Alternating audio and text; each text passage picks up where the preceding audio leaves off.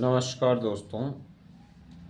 चलिए अपन देखते हैं यहाँ पर ये मॉडर्न इंडिया का ये एक पार्ट है अपने पास।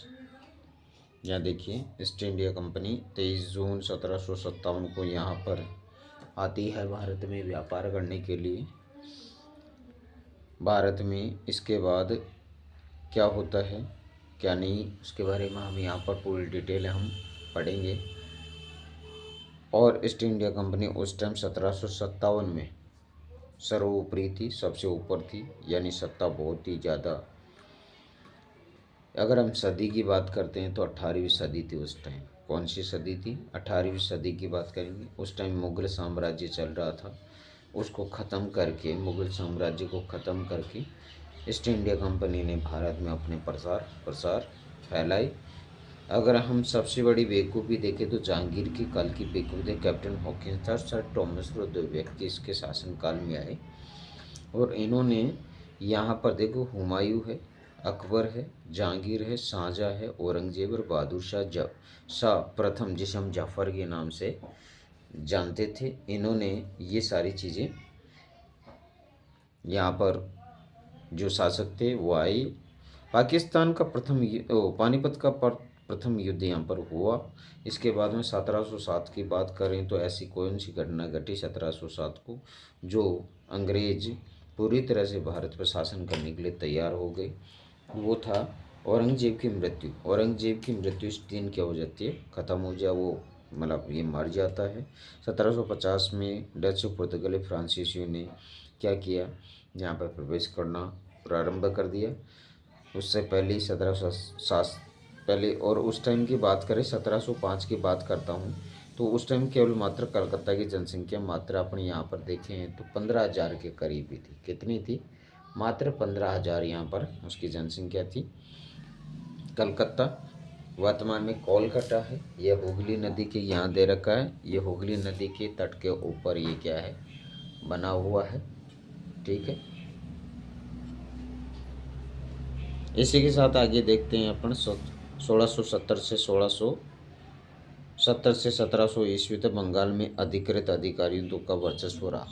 यहाँ पर देखिए अधिकारी हैं, उनका वर्चस्व की बात कर रहे हैं यहाँ पर। ये देखिए अनाधिकृत, जो अंग्रेज़ों के द्वारा या ईस्ट इंडिया कंपनी के द्वारा व्यापार करने के लिए जिनको कहा गया वो नहीं थे ये हमें। अगर हम बात उस टाइम की बात करें 1700 की, तो उस टाइम बंगाल में जो शासन सत्ता थी वो उसमें इस टाइम कौन था? इस टाइम था यहाँ पर देखेंगे अलीवर्दी खान था। कौन था यहाँ पर? अलीवर्दी खान था। इस टाइम कलकत्ता चंद्रनगर पर किलेबंदी का विरोध हुआ। यहाँ पर किलेबंदी बंदी हो गई। विरोध करने वाला भी यही व्यक्ति था, इसने विरोध किया। आगे आ जाओ, आगे देखते हैं यहाँ पर।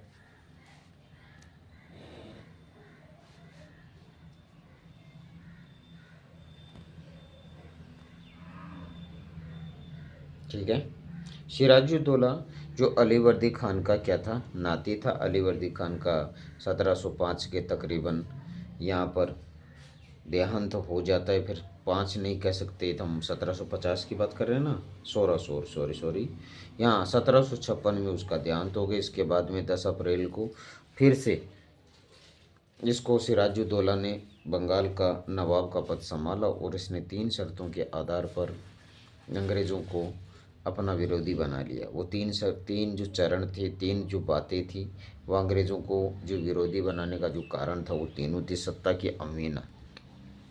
बंगाल में क्या है, सिराजुद्दौला जो शासक था उसकी अंग्रेज़ क्या कर रहे थे, अवहेलना कर रहे थे, बात को नहीं मान रहे थे। आप ऐसा नहीं कर सकते, ऐसा नहीं करते हुए षड्यंत्र में रहना। षड्यंत्र यानी चालबाजी खेलना राजा के प्रति। ठीक है, फोर्ट विलियम का निर्माण करना। इन्होंने फोर्ट विलियम का क्या कर दिया, इन्होंने निर्माण कर दिया। और किलेबंदी बिना अनुमति की कर दी अंग्रेज़ों द्वारा।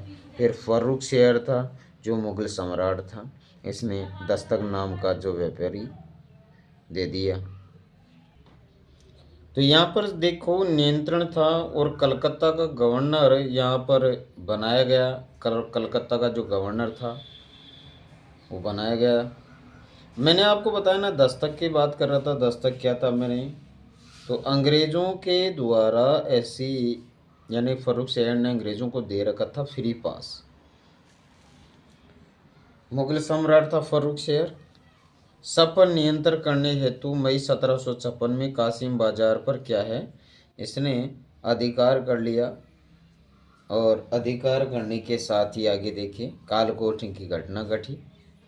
घटना के बाद कलकत्ता का गवर्नर फुल्टा था, वो भाग गया, लेकिन इसका जो सहयोगी था, यहाँ पे देख डेक फुल्टा भाग गया, परंतु इसका जो सहयोगी था कौन था, यहाँ पे नीचे लिख रखा है, इसका सहयोगी था मिस्टर हॉलवेल। यहाँ में मैंने बताया, देख लीजिएगा। मिस्टर हॉलवेल का 20 जून को एक कोठरी के में बंद कर दिया। 146 सदस्यों को बंद किया था इसने, चेस्टर ने। हॉलवेल के साथ सिराजुद्दौला ने क्या किया, यहाँ पर ये सारी की जो विरोधी जो बने अंग्रेज, सिराजुद्दौला की सबसे बड़ी जो घटना थी यही थी कालकोठी की जो घटना हम कहेंगे। उसमें घटना में देखो 146 सदस्य यहाँ दे रखे हैं, 146, 21 सदस्य ही जिंदा बचे, इस घटना त्रासदी से बचे थे। ठीक है। रॉबर्ट क्लाइव प्रथम गवर्नर था और वारेन हेस्टिंग वह प्रथम भारत का वायसराय था और लॉर्ड कैनिन बना था। ठीक है। प्रथम गवर्नर लॉर्ड क्लाइव, प्रथम गवर्नर जनरल वारेन हेस्टिंग और प्रथम वायसराय लॉर्ड कैनिन था, जिसमें 1857 की क्रांति इनके समय में होगी, जो बहुत ही, अगर हम चाहते तो उस टाइम सुव्यवस्थित तरीके से 1857 की क्रांति नहीं हुई, इसकी वजह से वहाँ पर सारी चीज़ें अव्यवस्थित तरीके से फैल गई। ठीक है, फैलने का कारण भी था और सारी चीज़ें आगे देखिए। आ जाता हूँ, वीडियो ज़्यादा लंबा नहीं बना है, कोई ज़्यादा नहीं है, टेंशन लेने की ज़रूरत नहीं है आपको। देखिएगा यहाँ पर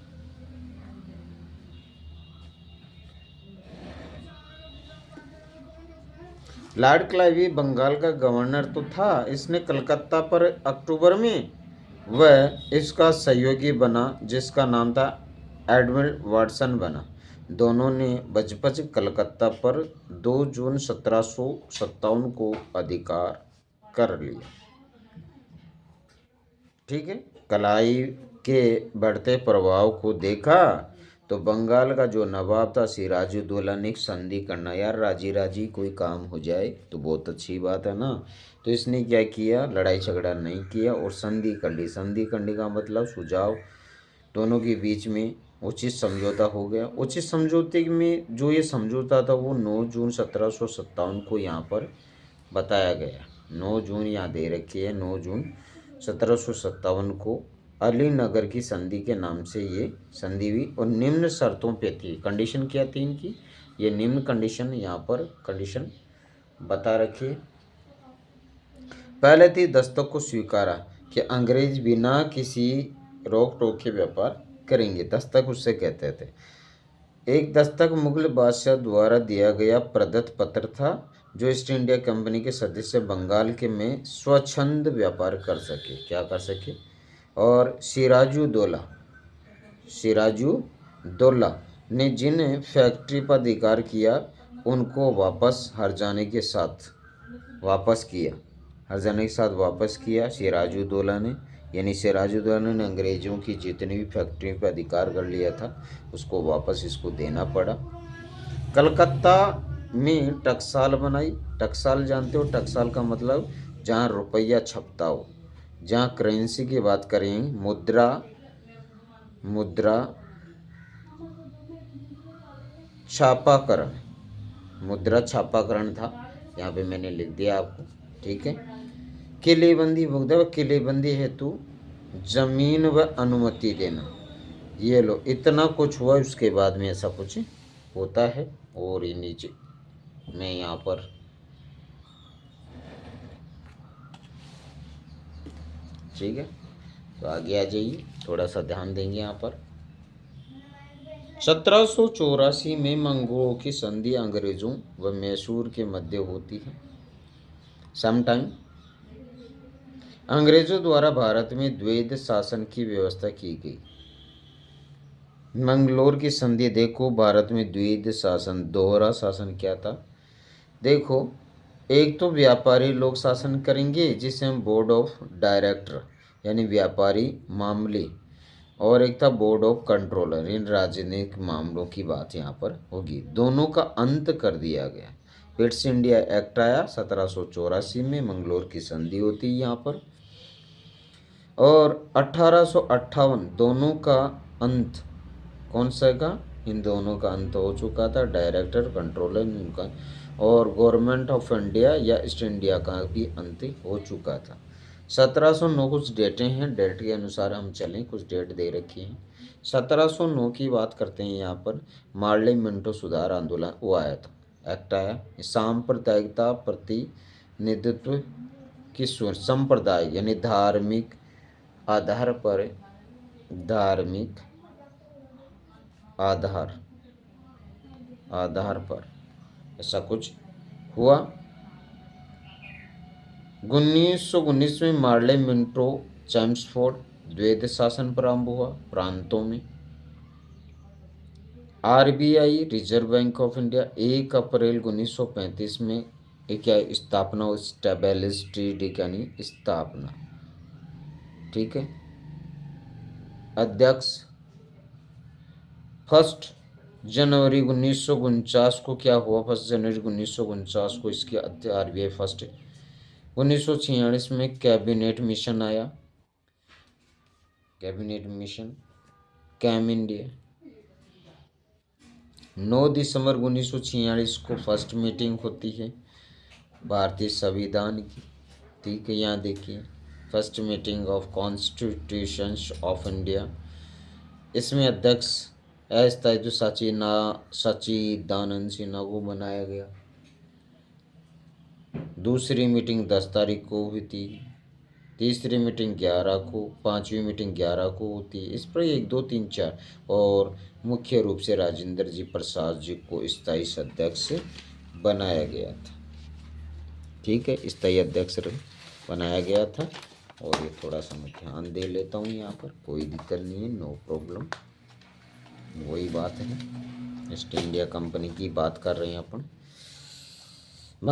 कंपनी की ओर से मीर जाफर, रायदुल्लभ, जगत सेठ, अमीर चंद अंग्रेजों के मिले हुए थे। इस टाइम कोई दिक्कत नहीं थी। प्रस्ताव व युद्ध प्रस्ताव पारित किया गया। प्लासी का युद्ध की बात करें, यह युद्ध बंगाल के नवाब सिराजुद्दौला व बंगाल का प्रथम गवर्नर क्लाइव मध्य हुआ था, जिसमें कंपनी का नेतृत्वकर्ता भी था। यह युद्ध गंगा नदी तट के नदिया जिले में हुआ था। सैन्य बल की बात करें तो यहाँ पर किस किस के पास कौन सी सेनाएं थी। अंग्रेज वर्सेस जब नवाब, अंग्रेज़ों के पास 2100, नवाब के साथ 4500 बहुत देखो सैनिक हार गया नवाब देशद्रोहियों की वजह से। मीर जाफर अमीर ये देशद्रोही थी, ईस्ट इंडिया कंपनी का इन्होंने साथ दिया और सेना हार गई। 23 जून 1700 को हत्या कर दी, हत्या का शिकार हो गया सिराजुद्दौला। सिराजुद्दौला यहाँ मर जाता है। सिराजुद्दौला की क्या हो जाती है, यहाँ पर मृत्यु हो जाती है, ठीक है। आगे देखते हैं थोड़ा सा और, चलिए।